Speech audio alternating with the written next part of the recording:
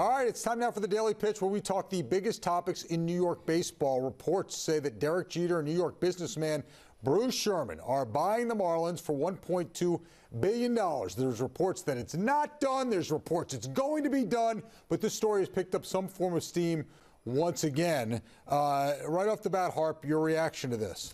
I think it's not a surprise. Jeffrey Loria owns the Marlins. I think wanted this all along. He's a New Yorker, and he grew up a Yankees fan. I'm sure he has an affinity for Jeter. I think he wanted to happen. Interesting to me.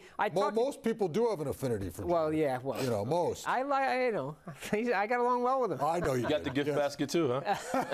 Not that well. Most days I did.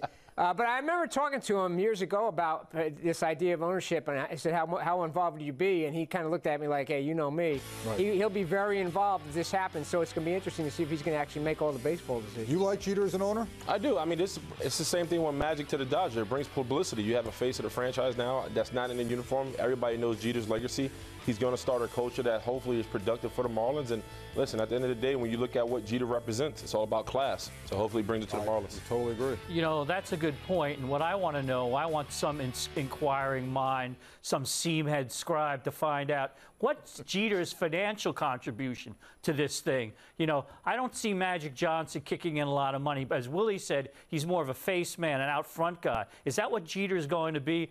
But I want to know how much money he put up and how much this cat Sherman put up. Well, John, I think you should write that column. Yeah, well. See the response from the Jeter camp. I think we're going to rely on the financial people more, so they have a better insight than I do into that. What financial people? Well, there's business reporters, Forbes, and all that.